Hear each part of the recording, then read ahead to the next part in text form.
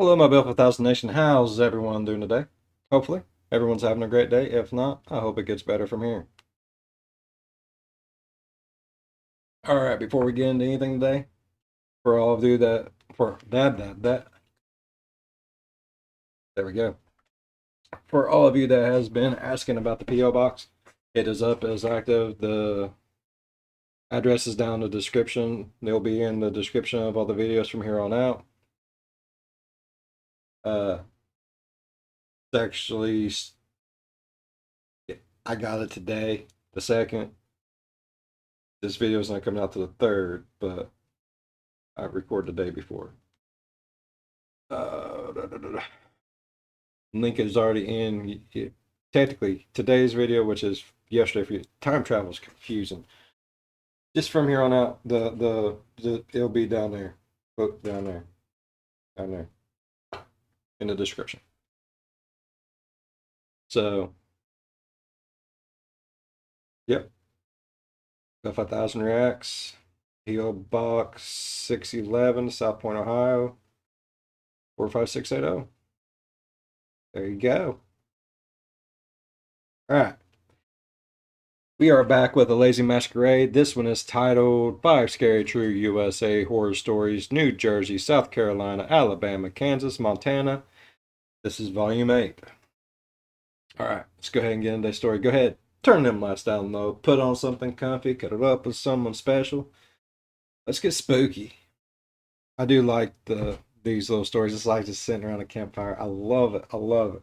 Pop you some popcorn, get you some s'mores going. Nice little cup of coffee. Gotta have my coffee. I'm an all-day coffee drinker, though. It is what it is. All right, let's get into it. Let's get into it.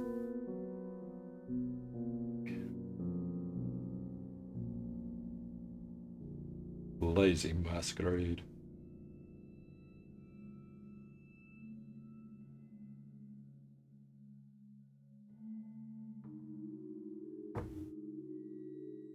This is part 8 of my American road trip series, in which I'm narrating one scary story from every US state. A huge thank you to all of the people who've sent their stories in so far. There was hair. We've already covered a lot of ground on our journey, but we're not at the finish line just yet. So sit back, relax, and enjoy the horror as we continue on down the highway.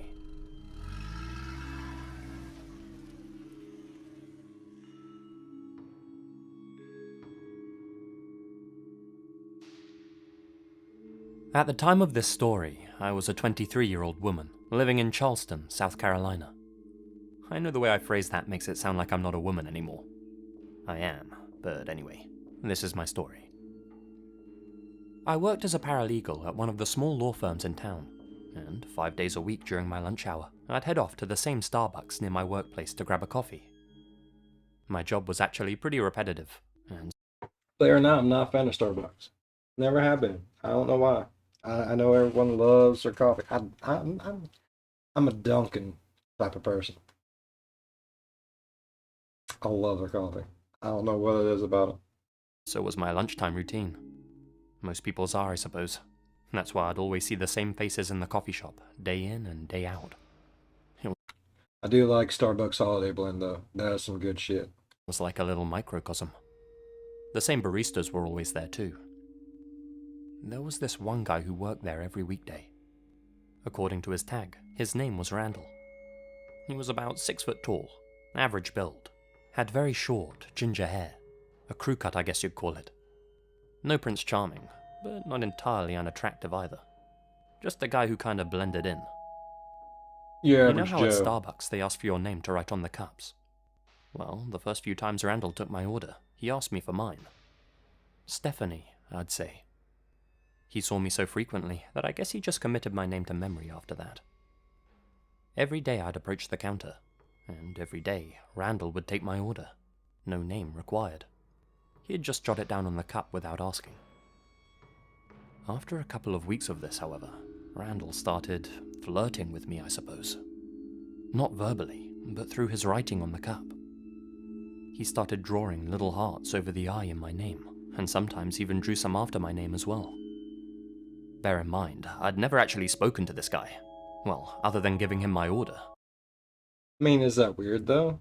I mean, I'm not a very flirtatious person,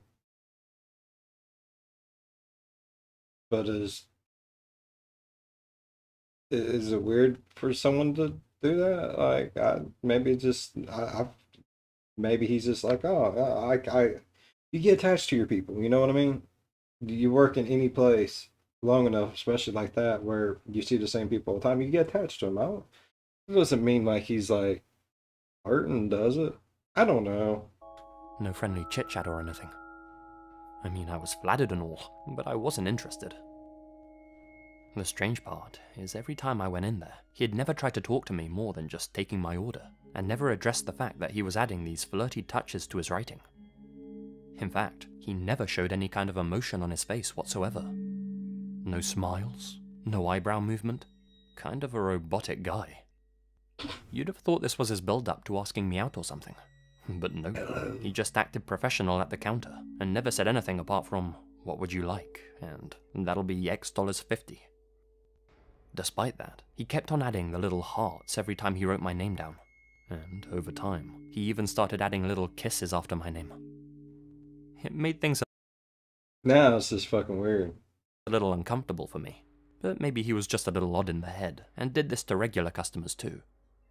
I just accepted it and ignored it. That is, until the day he added his phone number to the cup, along with a little winky face drawn next to it, with a speech bubble saying, "Call me." I immediately went back to Randall at the counter, and quietly and politely turned him down, letting him know that I was flattered, but that now wasn't really a good time for me. Just a little white lie. Like always, his face remained neutral, no emotional response at all. He simply said, "Okay," and averted his eyes. It was very awkward.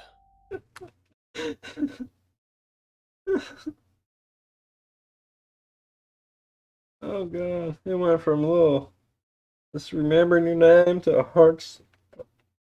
Oh god, to kissies to winky faces with call me. Now it's like, nah, bruh. I have a feeling it's gonna get just a slight bit more fuckered up. I usually take my coffee to go, but that particular day, I really speed-walked out of there. From then on, I considered going somewhere else for my coffee, but to be honest, I really liked what I got from Starbucks, and the only other one nearby was an extra 10-minute walk away. I figured we were both adults, and the situation didn't need to be awkward, so I kept Nah, it's gonna be awkward, bro. You gonna spit in your coffee. going back there. Randall remained stony-faced as always. Luckily, the love hearts on the coffee cup stopped after that, and things went back to being normal. Time passed, and one weekend, I agreed to go on a lunch date with another guy I met. We both had super busy schedules, but worked near each other, and had the same time slots for lunch, so it made sense for us to have a mini 1-hour coffee and conversation. We agreed that the Starbucks would be a That's fucked, bro. Don't break dude's heart and then want another dude in front of him. He's gonna get pissed as shit. Someone's getting a bird head in their coffee, guarantee it. nice, casual spot. I forgot to consider the whole Randall situation entirely. I got there, and the guy I'm meeting's already found a table. I go over and give him a hug. He asks me what I'd like to drink, and like a gentleman, goes up to the counter to order. I sit, waiting at the table. When he comes back with the coffees, my date says to me, "Damn, the guy who took my order has a real attitude problem." I turn to see who he's talking about. Standing by the register, glaring at the both of us, was Randall. He had a look of intense anger on his face, like a person who's just been betrayed. This was the only time I'd ever seen any kind of emotion from the guy at all. Yeah, he didn't even ask me what I wanted, just stared at me angrily and snatched the money right out of my hand. Some people, huh? Annoyingly, we couldn't take our coffees to go, as they came in mugs and not takeout cups. We just sat there, trying to have a normal date. All the while, Randall continued to glare at us from the counter, only looking away briefly when someone came up to order. After the most awkward date of my life thanks to Randall, the two of us got up, said that we'd be in contact, and went back to our respective workplaces. I'd like to say that Randall was just an awkward and harmless guy. I'd like to say that this is where the story ends. But on both counts. Oh god. It's gonna get worse. The fuck?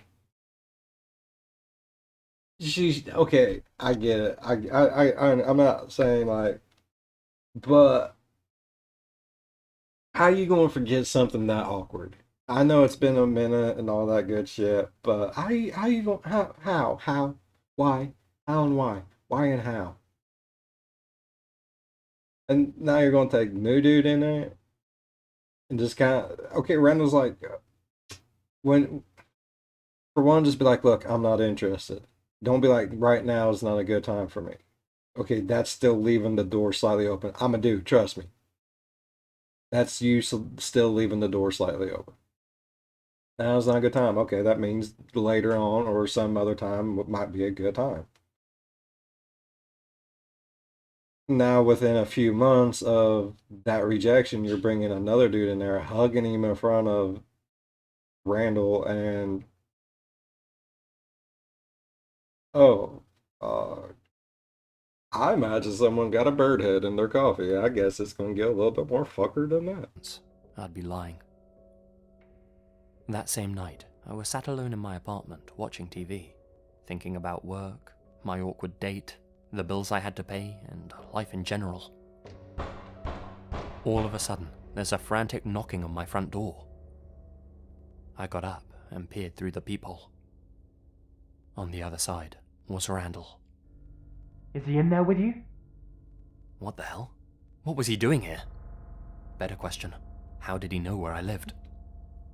I know you're in. Bitch, he's following you! Oh shit!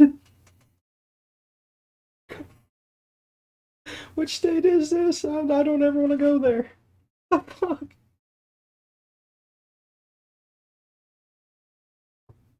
Oh god. Okay. He, dude, no. You got some fucking issues, bud. Oh shit. You're gonna have to move in the middle of the night. Make sure no one's watching. It's your only option. Oh my god. I know he's there too. Well, answer me. I was terrified and confused. Randall, what on earth are you talking about? Go away! The door handle rattled as he tested it from the other side. Luckily, I'd locked the thing when I got home.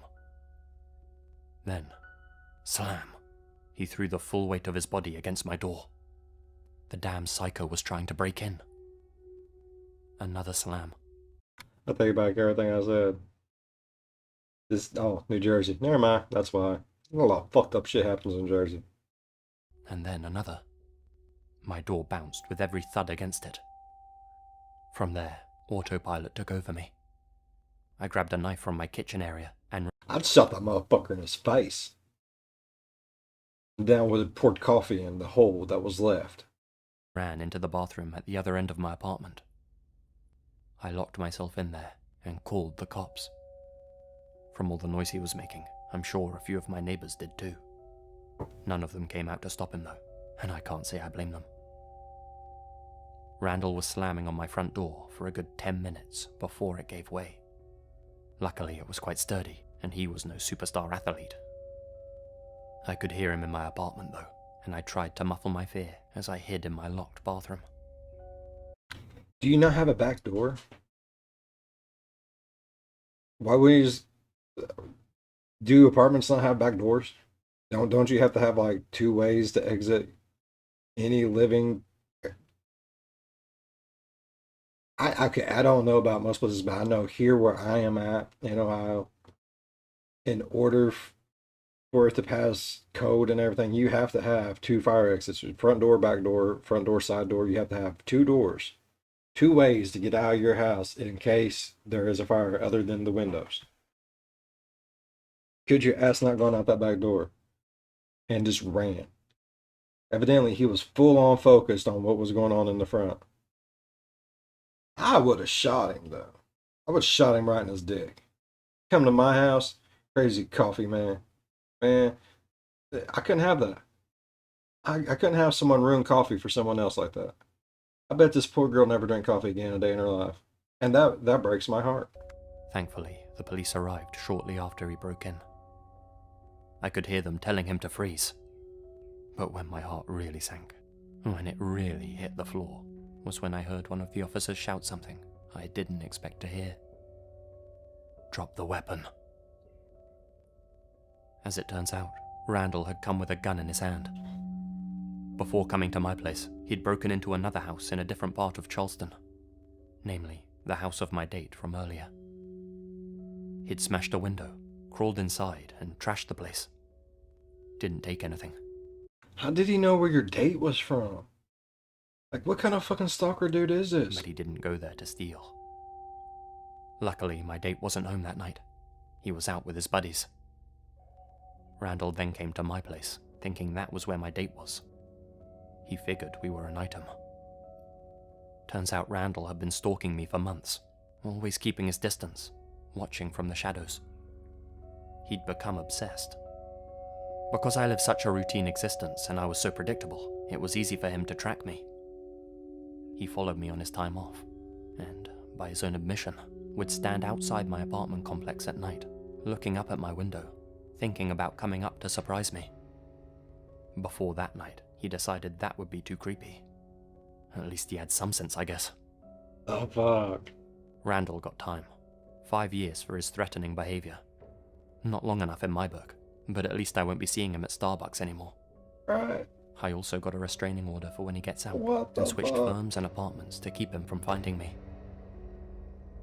Still, what if my date had been home that night?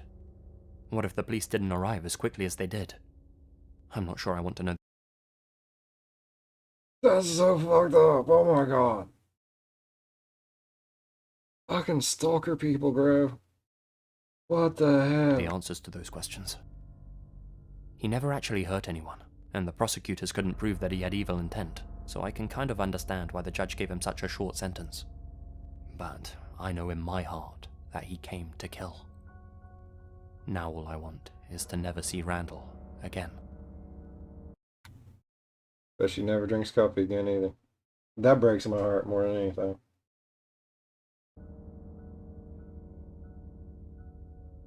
That scares the shit out of me there, bro. No, fuck that. Be careful, people. Don't go fuck Starbucks. Kansas. The static. I used to live in a pretty old house in Wichita. A lot of strange happenings went on there, and I'm not sure if they're related to this incident or not.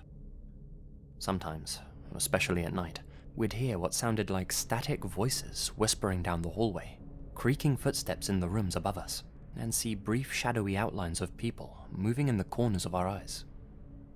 We chalked it up to the house just being old, and our paranoid brains making us see.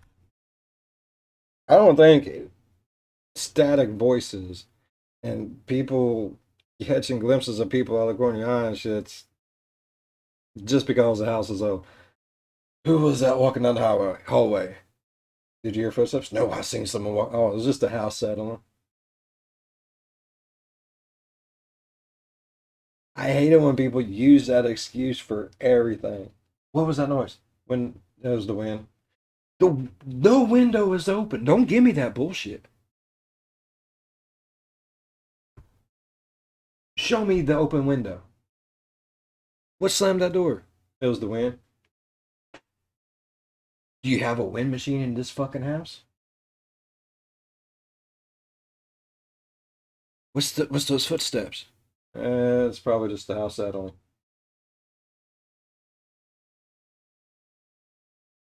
I have heard house settling. I've heard many of houses settling, and they don't sound like footsteps. Don't give me that bullshit. Like, you can tell me it was a possum, but this was a boot. I heard a boot. Bruh. Things that were. But people do that. They try to rationalize.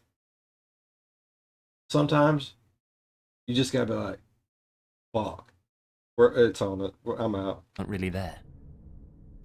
In said house, there was a spare bedroom in the attic that we never really used. My wife and I didn't have any kids, still don't, and we never I love attic bedrooms. They are just as amazing as basement bedrooms. had any guests who needed to come and spend the night, so the room remained mostly empty. We didn't have much stuff at the time, so we didn't need to store anything up there either. My wife always talked about turning the space into a little hobby room. It'd be my office. I would love to have an attic with my own office space in it. The soundproofing would be amazing. Would.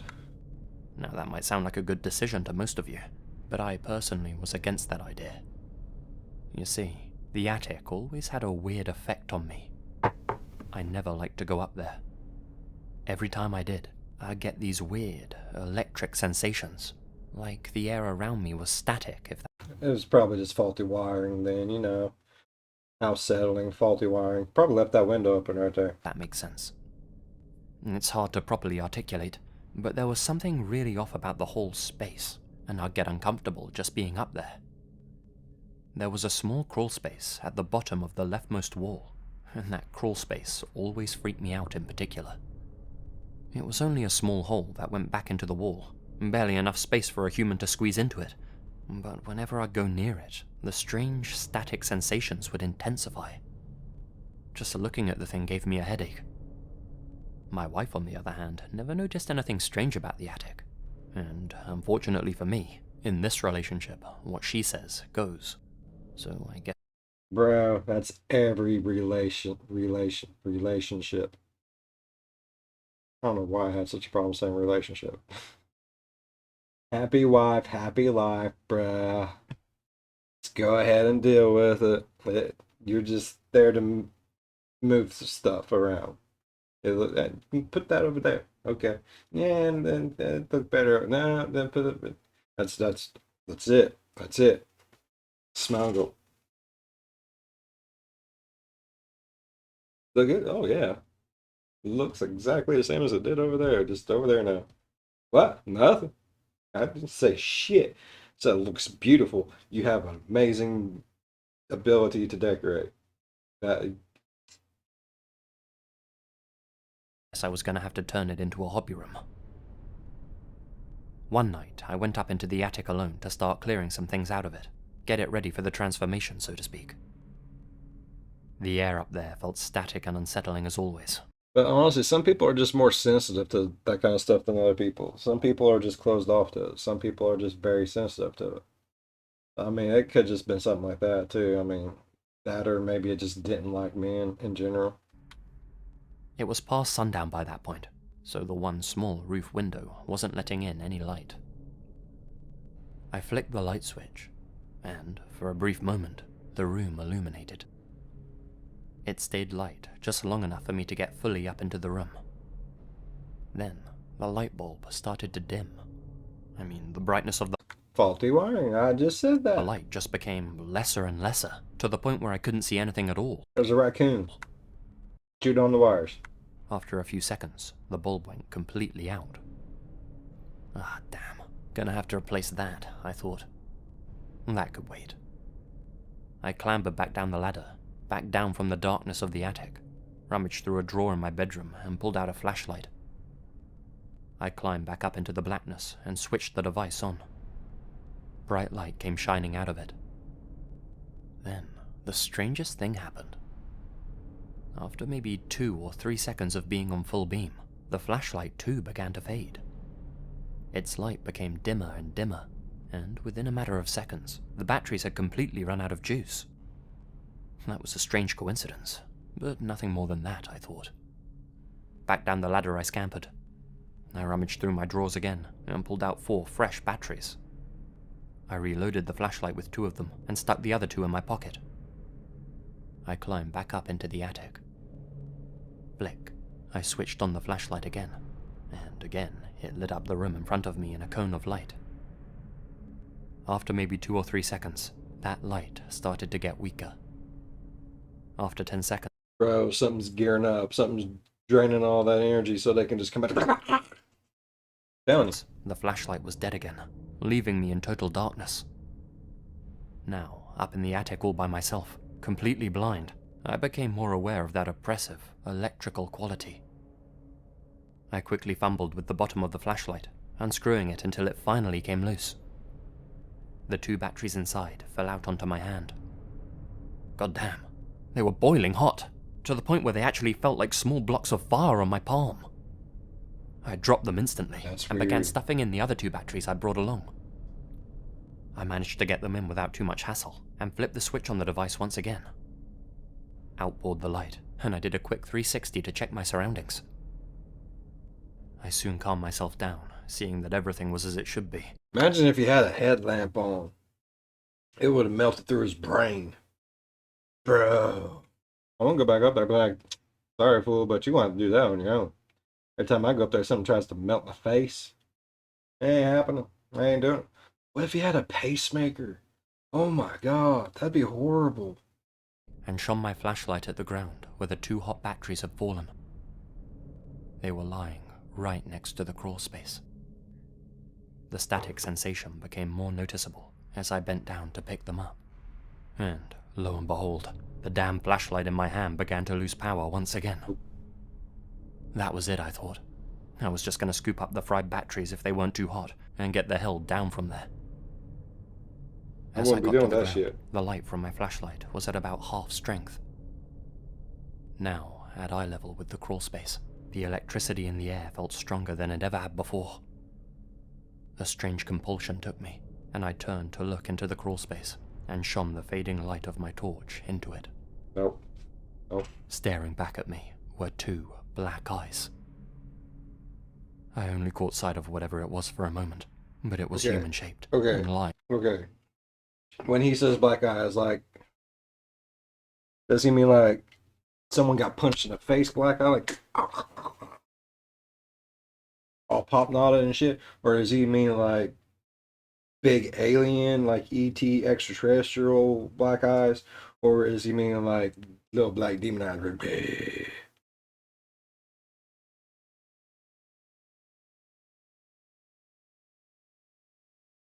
I don't know if I like that. I don't like that at all. On its stomach, twitching, with long, black hair running down the sides of its chalk-white face. It looked both human and non-human at the same time. It wore no clothes, but I couldn't tell you if it was male or female. Terror and disgust hit me all at once as my flashlight... I'd walk away, get a chainsaw, and I'd walk back up there. And we'd have us a chainsaw fight. That's just how it goes. I'm a firm believer. If you cut something into small enough pieces, no, they ain't gonna fuck with you no more. Light ran out of power again, leaving me once again in darkness, only this time with this thing right next to me. I jumped up and hurried back down the ladder, back out of the attic. Above me, I could hear it moving, first from what sounded like within the walls of the attic, then from what sounded like the roof. That didn't make any sense. The crawl space didn't lead to the roof. Soon, the noises were gone. I ran downstairs. I couldn't deal with that shit. No. Like, baby, is the insurance up on the house? Like, I mean, we good, right? Like, if this son bitch burns down, we covered, right? This looks like an accident. All right. We're gonna need to go on a day trip tomorrow. Dress in layers just in case. It might, yeah. No. To tell my wife we needed to leave at once. She looked at me in total confusion. She hadn't heard a damn thing. I explained to her as best I could, told her what I'd seen in the crawl space. She just laughed at me, told me I'd just seen a rat. That thing. Like, bitch, no! No, don't you do that to me. I know what I saw. You can say a lot of shit, but no. No. You can keep this house. I'm gone. I'm out. I'm done. said was right. I didn't see no damn rat. I seen some damn devil spawn thing up there. It was naked. I couldn't tell you if it was man or woman. It was all greasy and nasty. It was pale and had alien eyes. Don't tell me that shit, woman. Get your shit and let's go. Thing was no rat. After that incident, I never had the same strange static feeling when I went into the attic. The electricity in the air that I'd noticed for so long disappeared overnight. All the weird happenings around my home stopped as well. There were no more weird noises, no unusual shadows or creaks, and that crawl space, it returned to just being a regular hole in the wall. Nothing strange or unexplainable happened. I'd sealed that bitch up. I ain't gonna lie. I would have bricked that whole motherfucker up. There'd been a brick wall all the way across. Rebar going through that shit. Nothing would have came out of there. I guarantee that. For the rest of the time I lived in that house. It wouldn't have been long, bro. You brave. Like I said, baby, that insurance caught up, right? I think there's a problem with the dryer. We're gonna have to go to Walmart and get a piece for it. Matching the gas tank. Boom, boom. Maybe the whole incident was simply a brain spasm. You know, I could accept that. Maybe I just lost my mind for a few minutes. Sure, it's possible. But I know my wife's suggestion that it was just an animal is complete baloney. I would have shit. I may have only looked at the thing for a second or two, but I'll never forget what it looked like. It was damn near human. I have no idea what the static quality in the air was, nor why I was the only person who ever noticed it. But whatever that creature was in the crawl space, it took the static with it when it left. Here's my thing. Why did it leave? Why didn't I fuck with you more? You know what I mean? I would have. I'm just saying, like, if I was like some kind of weird ass demon goony monster looking motherfucker and I'm fucking with someone, I ain't gonna leave just because you see me. Like, no, bro. You see me. And you gotta die. Oh, fucked with the heart. I'd make an amazing evil entity. Just saying.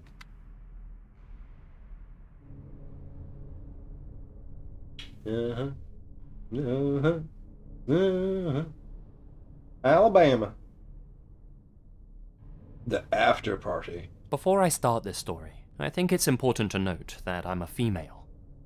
I just finished up university in my home country and decided to go to the USA for a bit of soul searching. I was making my way around the country, doing my best to spend a little time in every state. I just got to Alabama, and since I was new to the state, I had no friends or connections there.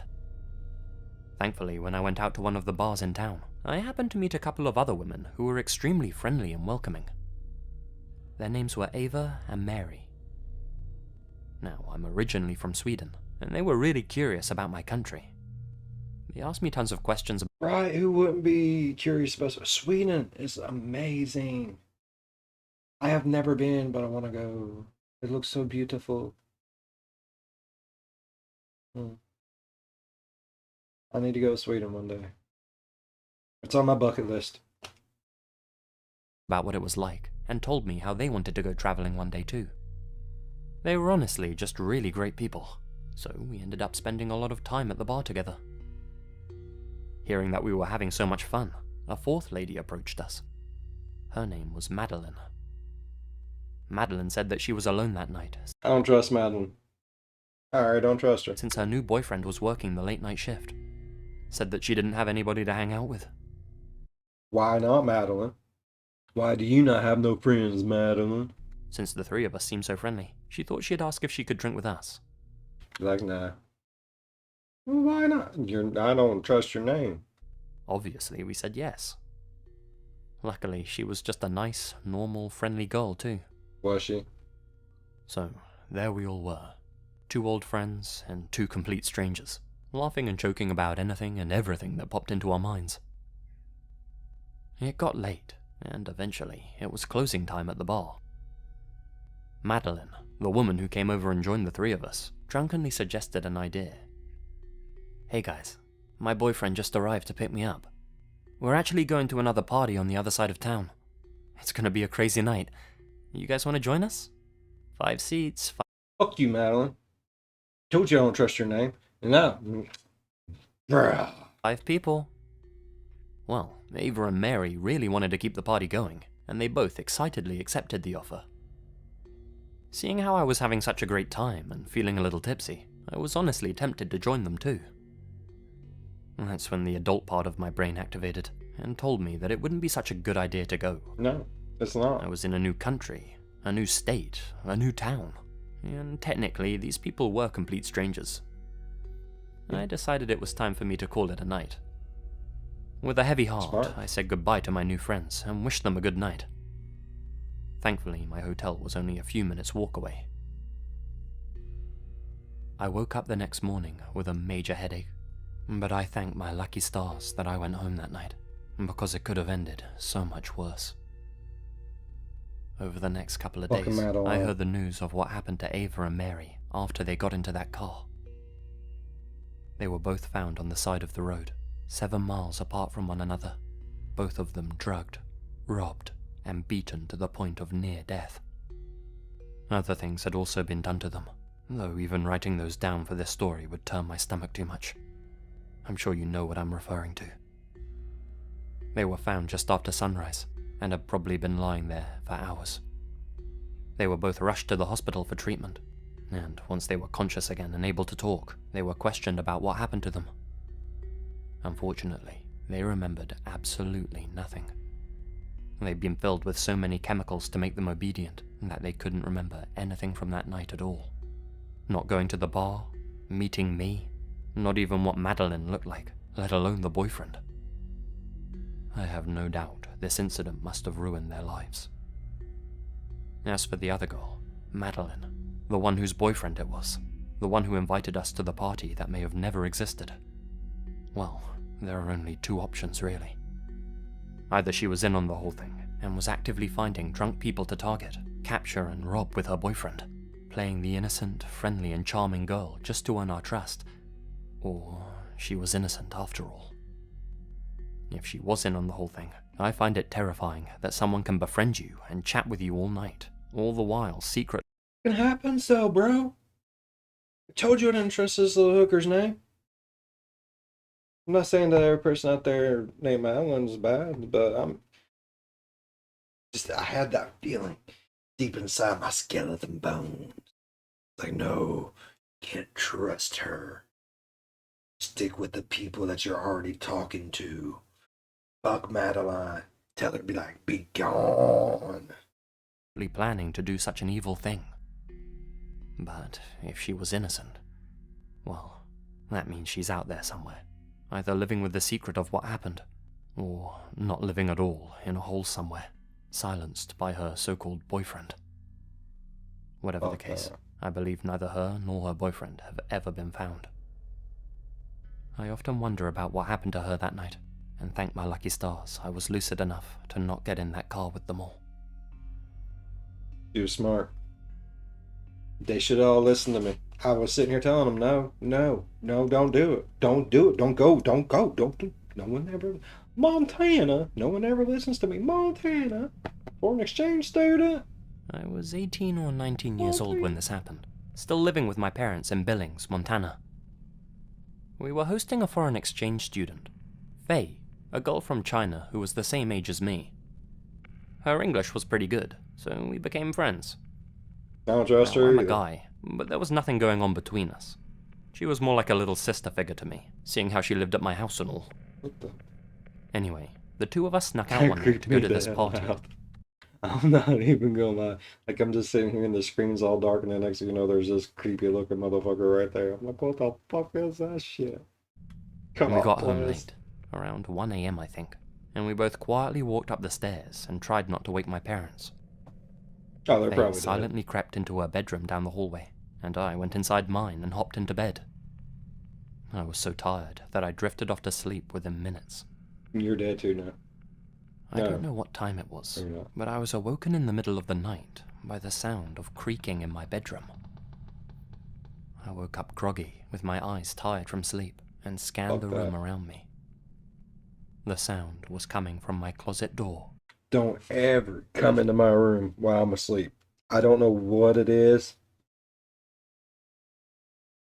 but if I even I have insomnia. I don't get much sleep as it is.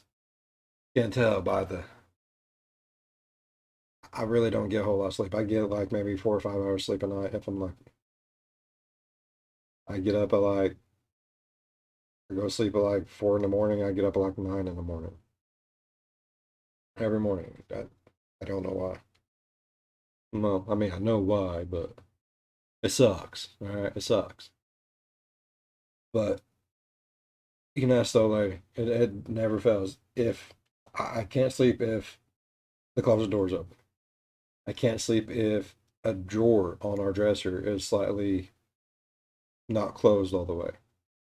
If the curtain over our windows is not the way it should be, I don't know what it is, but I get this spidey sense. It's like something's wrong. I can't fucking do it. You walk into my room as a person or animal, anything walks into my room, I am jumped up out of bed, fist balled, ready to go. It never fails. That's why my kids, they'll be like before they come in. They get tired of daddy jumping out of bed in his underwear, ready to whoop some ass. I can't blame them. Which was slowly creeping open. Fuck that. There, emerging from my closet, was the dark outline of a human with a weird-shaped head. He would have got shot in that weird shaped head. I suffer from sleep paralysis from time to time, which means I often wake up with audio-visual hallucinations in the middle of the night. Oh, fuck that. I quickly rationalized. I would not wish that on anyone. Sleep paralysis is a bitch. I've had it one time my whole entire life. It was literally like the scariest 3 billion hours of my life. I know it clearly wasn't 3 billion hours, but it felt like 3 billion hours. I don't know if you can live 3 billion hours. I doubt it. It was freaking awful. Like, I could slightly move my head, like using every fiber of my being. I could slightly move my head to look around, but every little shadow, every little thing was something else, and that was the scariest thing I've ever. That's the scared. I've never been more scared than that. I don't know. No, I can't deal with that shit. Realized that the figure in my room wasn't real, and that the closet hadn't really opened. I was just in that place that's neither dream or reality. Even though I've had these experiences a lot of times in the past, it was still creepy to see the dark silhouette of a person looming out of my closet. I kept my eyes on the spectre as it slowly tiptoed to the end of my bed. It stopped, facing towards me, and began swaying from side to side. I closed my eyes, desperate to fall back to sleep and get rid of this nightmare creature at the foot of my bed. As I did, I heard its fake footsteps slowly backing out of my room towards the hall. Good. It would disappear soon, I thought. Nope. Then, I heard the sound of my bedroom door carefully being closed. What the? Something wasn't right about this hallucination. It wasn't like all the others. Every time, the figure would just dissolve and fade away as reality took over, but this one legitimately just exited my room. Now, sure that I was fully awake. Because it was fucking reality. There was someone in your mother flipping room, bruh. I decided to get up out of bed. Oh. I walked towards my closed bedroom door and quietly opened it. There, standing in the hallway, opening the door to Faye's room, was the same dark figure. I'd bid him. It wasn't a hallucination after all. It was a man, a stranger stranger in our house. I would have ran up, jumped on his back, and just started biting the living fuck out of him. I'm a mother flipping vampire, bro. Came at him like a spider monkey and a piranha mixed. Creeping into my friend's bedroom. I let out a loud, "Hey!" which of course startled the guy. He dropped something on the floor. In the dark, I couldn't make out what it was. That's his penis. I hit the hallway light switch on my left. The hall lit up. I could see him clearly now. His head wasn't weirdly shaped at all. He was wearing a mask, holding some sort of small club in his hand. Oh, he's On the gonna floor knock by you his the fuck feet out. was a small length of rope. From inside her room, I heard Faye let out a terrified scream. She must have woken up during the commotion. The masked man darted down our staircase.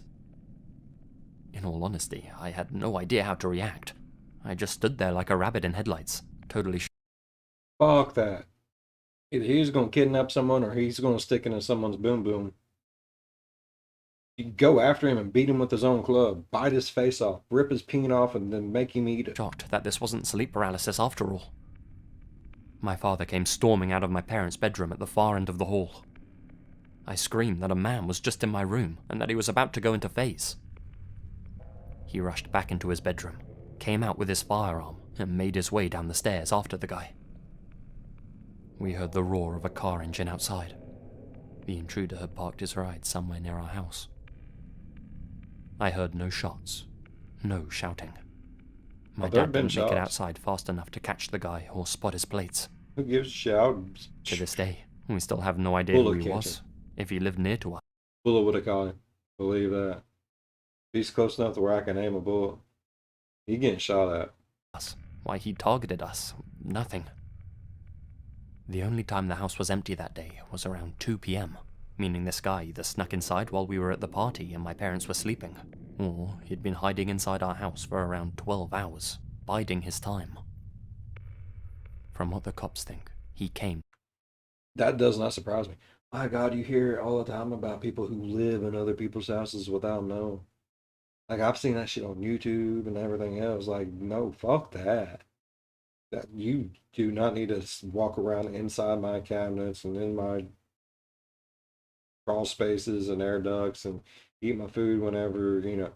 Like in this one video, bro, like dude went in there and got him a drink of water.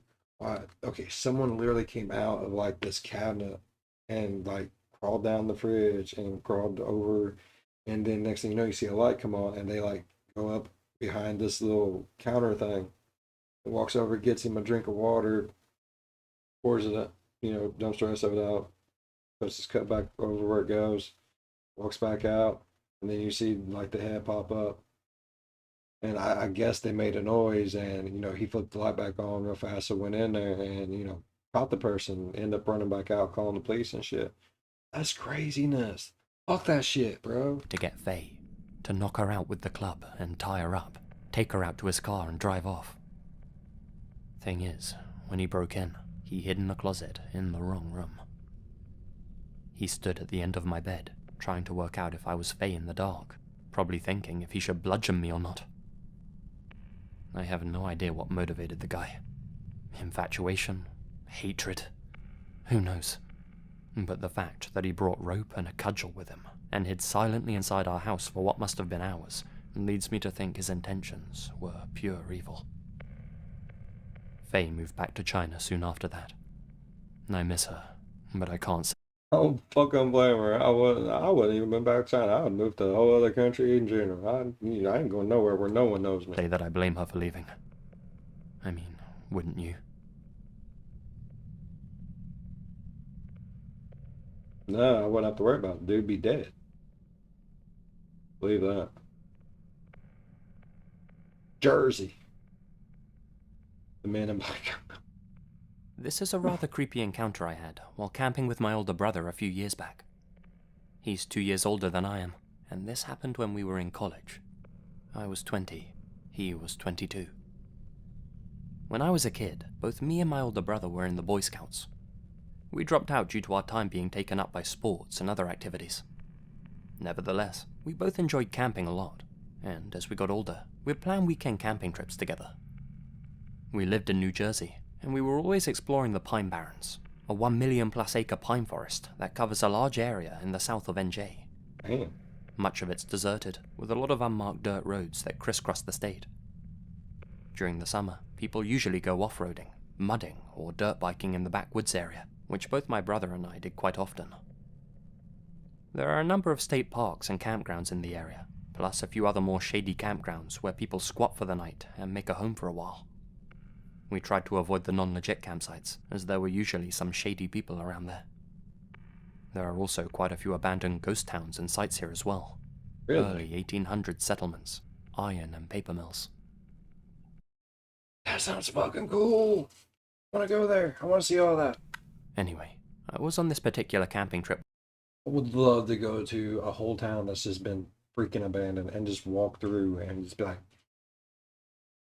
why? I mean, I understand why, because, you know, whatever it is went out of business, so the company is no longer providing money to that area. I mean, I get why ghost towns exist. I've never been to one. I would like to. That would be so cool. That'd be like the coolest thing ever. Only thing that can make it better is if I took a train that I got to sleep on there to see it. Oh. With my brother, and we decided to make a short drive and make a trip out to a few of our favorite ghost towns.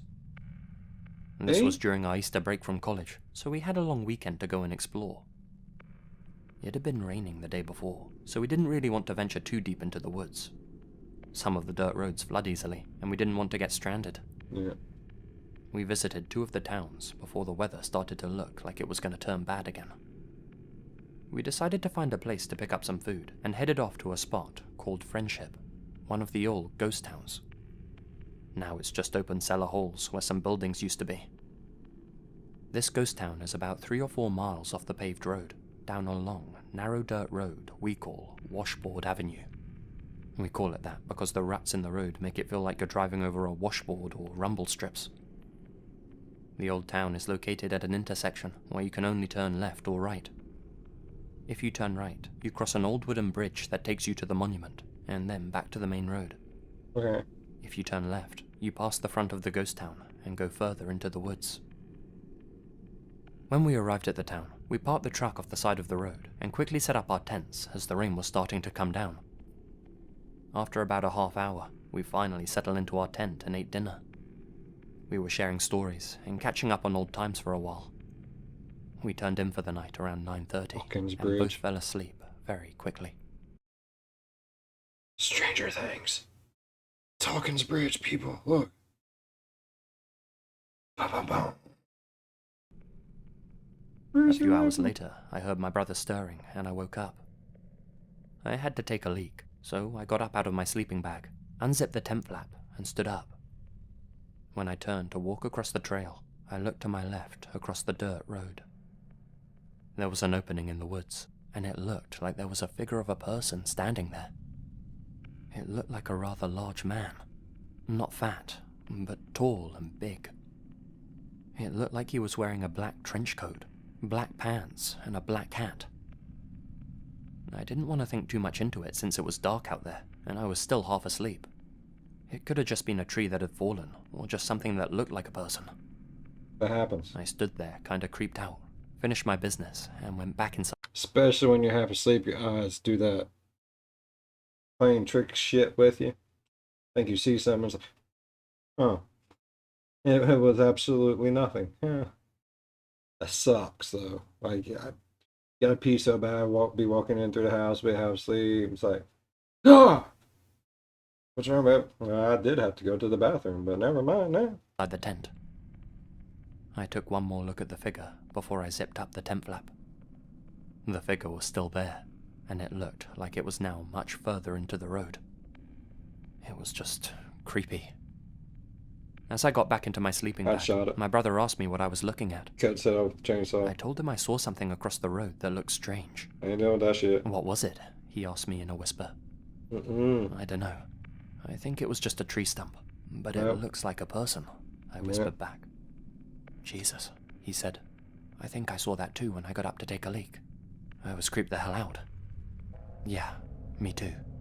It was just standing there, right across the street. Fuck that. Very creepy. It's probably nothing. Just our imaginations, he said. I think you gonna both imagine the same fucking thing. Don't give me. I hate it when people do that. It was just a dream. We share dreams now? It was just an imagination. Oh, we share imaginations now? So every time I go and play with my imaginary friend, you playing with them too? How does that happen? No. No. Don't give me that bullshit. We both fell back asleep.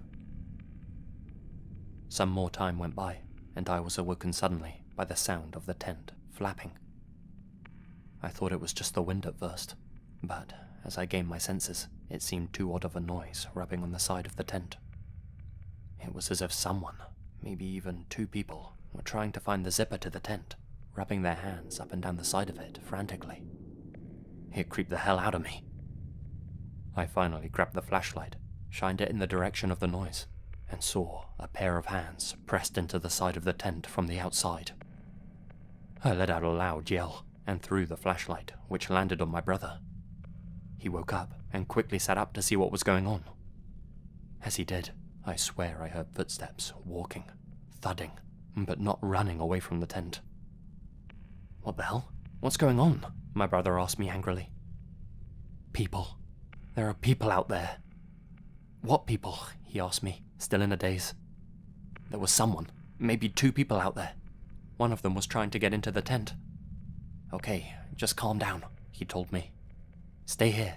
I'm gonna take a look outside and see what's there. Don't move. Sticks his head I out, wanna gets see cut too, off. I told him as I sat.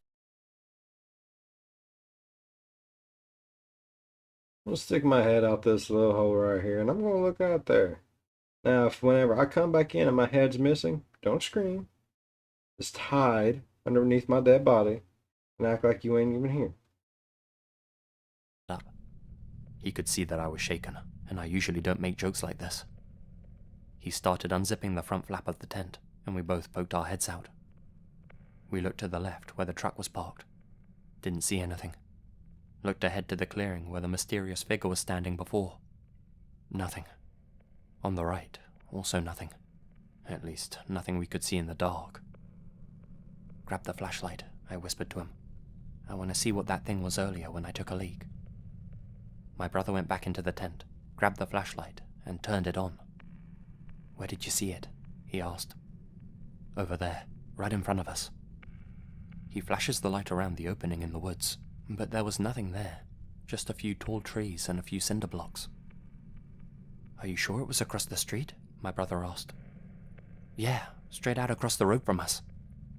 I don't see anything, he says, flashing the light some more. You mean on the other side of the street, near the bridge, right? No, right across from us, I said, pointing in the direction. Huh? Really? The figure I saw was on the other side, right next to the bridge, he said. Needless to say, we didn't see anything. After the initial shock wore off, we decided to get out of our tent and look around one last time before going back to sleep. Yeah. We both got out and slowly walked around the tent, using our flashlights to look for anything out of place. We walked across the road to the opening, then down to the bridge, and finally back to the ghost town, looking into all of the open pits. Didn't see anything. We were both very creeped out at this point. We both got back into our tent and decided to try and sleep, agreeing to leave first thing in the morning. I was left in. That's I stupid. couldn't sleep. 45 minutes passed, just lying awake, hearing more rain coming down, hitting the tent, while my brother snored. After 20 minutes passed, the rain slowed down to just a light drizzle. Oh, shit. I was just dozing off when I heard the heavy footsteps again. This time, it sounded like they were running. I was freaked out, but trying to play it off like it was just a deer running through the site. But those footsteps, they were way too heavy. It had to be something larger. I listened for a while. I heard steps, then nothing, then more steps, and nothing, as if people were walking past our tent. Then it got louder. This time, it almost sounded like tap shoes crossing the old wooden bridge nearby. I wasn't taking any chances. I shook my brother awake so he could listen too. He got up and poked his head out of the tent to listen. He said he definitely heard something that sounded like heavy footsteps, almost like whatever it was trying to lure us out. He grabbed his flashlight and shined it out of the tent, looking across the road, then down to the bridge. All of a sudden, he yells out, "Oh God!" Oh God! As he dropped the flashlight outside on the ground, he came back into the tent and shuffled through his duffel bag. I grabbed the flashlight. Don't go out there, he told me as he grabbed something from his bag. It was a handgun. Before I knew it, he was firing off shots into the darkness in the direction of the bridge. He ended up firing off all the rounds before he zipped up the tent. What the hell was that? What's out there? I asked. People, he yelled back. 4 of them, in black suits. He was almost hyperventilating. What the fuck? That's what I saw. See, I wouldn't have wasted all my damn bullets. I hope he's got more bullets. No, bro. Don't fire until you see the whites of their eyes. Fuck that shit. A man in a black suit, just standing there when I went out before, I told him. We both sat there for a good 15 minutes, trying to process what was happening. Who were these guys? What were they doing there? Why were they screwing with us? Did they follow us? Once we'd calmed down, I wanted to go back out there with the flashlight and see if the guys were still there. Ultimately, we decided to stay in the tent. Needless to say, neither of us slept for the rest of the night, and we packed up as soon as the sun came up. We both got out of the tent at the same time once it was bright enough. There were no footsteps in the dirt, no handprints on the tent, no sign of the men in black near the bridge, or anywhere for that matter. We packed up as quickly as we could.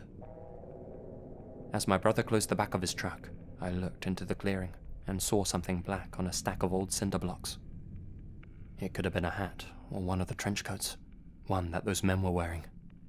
I didn't know, and I didn't want to know. I would have had I it. got into the truck and sped off. We didn't say much though. I'd been that dumbass, I would have went over there and probably died, but I would have want to know. I had to know. Like, did